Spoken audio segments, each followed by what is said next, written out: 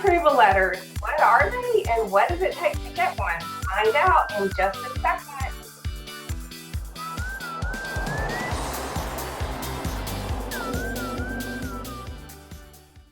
Hey, it's Melodie Watts and Dona James with EXP Realty here in beautiful Rockwall, Texas.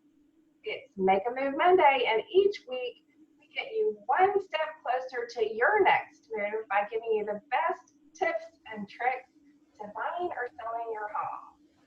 Today we're interviewing one of our favorite lenders, Gail Hillman with Cross Country Mortgage.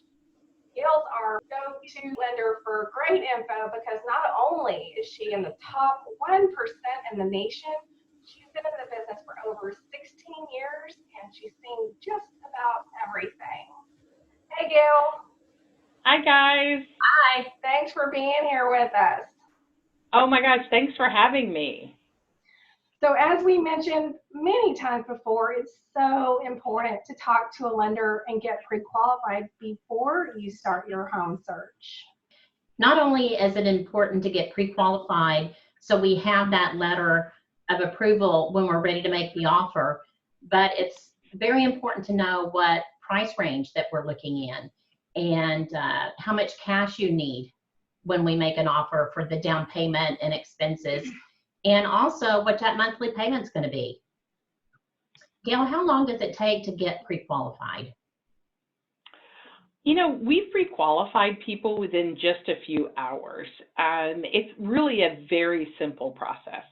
What are the documents needed for that application?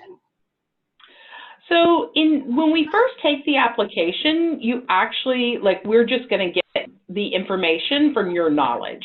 But to give you a pre-qualification letter, we're going to need a few things. We're going to need your W-2s from the last 2 years. We're going to need your most recent bank statements to make sure that you have money to close on the house. We're going to need to see your, any retirement funds, a copy of that statement. We're also going to need your pay stubs for the last 30 days. And that will let us confirm that everything that we're, telling the other realtor is true. Do clients have to meet you at your office? Well, no, they don't. And people come, Dallas-Fort Worth is a big area. So I have to say that as much as I love to meet people, I often don't get to meet people. We do the same thing y'all are doing. We do Zoom meetings, which is our favorite thing to do. We set up people and we meet face-to-face. We really love to do that. It's almost a non-negotiable for us for first-time home buyers because we want to look at you face-to-face and make sure you understand everything that's being said. So, and if you want to come see us, we love that too. So, okay. Do you have the app that people can download and upload their documents to? We do. We have, it's completely secure, and I will even provide y'all with a copy of the mortgage calculator that can go on your phone, and you can literally do the application on your phone, and you can put the link in the video. So you can literally click on that link, and it'll take you to a great mortgage calculator where you can play with all the numbers to people's heart's desire, and then you can qualify there, and it gives you all the information there. So, what income can you consider? We can really consider any verifiable income. And what I mean by verifiable is you've either got to get a W-2 for it, or you've got to get a 1099 for it, or pay taxes on it. So income like child support and Social Security, those types of things we can all count as income. It can't be like cash. That's pretty the only thing that we can't count. Okay. Right. Is there sort of a range for debt to income that people should plan on as far as getting pre-qualified? Well, it's a hard question, and it all comes down to a system called automated underwriting that we run the loan parameters through, your income, your debt, your credit score, your assets. We run it through, and it gives us whether it's eligible or not eligible. Or sometimes it's a manual underwrite where the underwriter has to review it. So it's a little hard. It's more of a puzzle than just one debt to income. I really like to see people at 45% and below on debt to income, but I routinely do them higher. So does that essentially mean that all of their credit card debts, car loans on a monthly basis shouldn't exceed 45-ish% of their monthly income? it does. So you've got your housing and then anything that appears on your credit card. So you don't count electricity or water, things like that. You don't count things like that, but it would be any type of installment note, okay, any type of installment loan or any type of revolving credit. So that's going to be, basically it's going to be student loans, car loans, you know, both that sort of installment or credit cards is really what we count. And you're counting on credit cards, you're counting minimum payment. Okay. So I'm not counting, some people may pay a lot, and that's not what you're counting. You're counting minimum payment. At what point is somebody's credit score like so low that you'd be like, you probably need to do some credit repair before you're ready to buy? Well, I always laugh and I always say, if you give me either a good credit score or you got money, I can always do the loan. So I mean, I've done down to 520s. Wow. But they put, I know, I'm like, oh, but they put 20% down on an FHA loan and FHA doesn't care.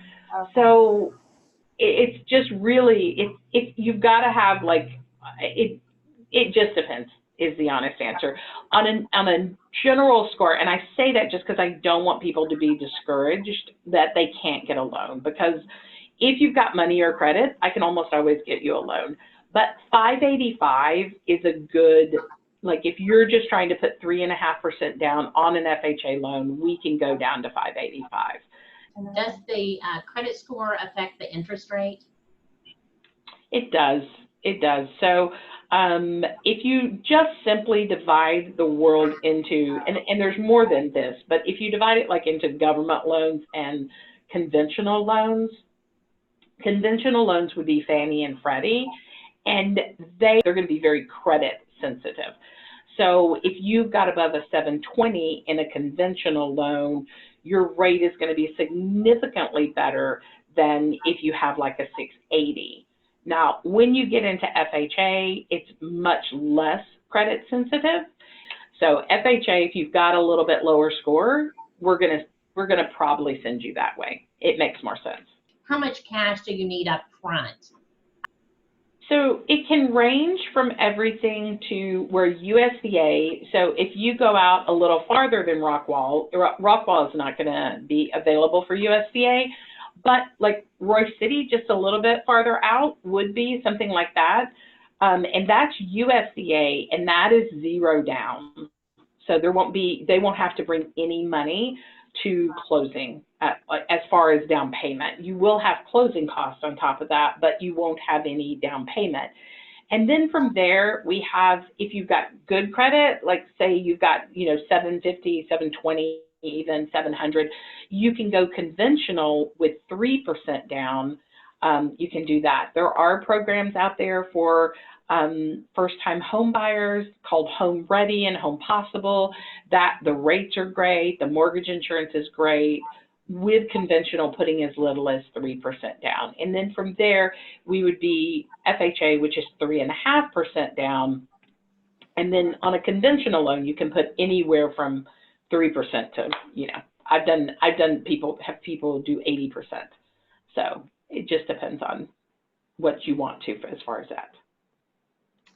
If somebody's short on the cash down payments, are there different resources they might be able to use to get that? There are a lot of resources out there. There are down payment assistance programs. You hear a lot of times they're advertised to nurses and firemen and police. They call it the HERO program. But they are open to everyone, and that will give you down payment assistance.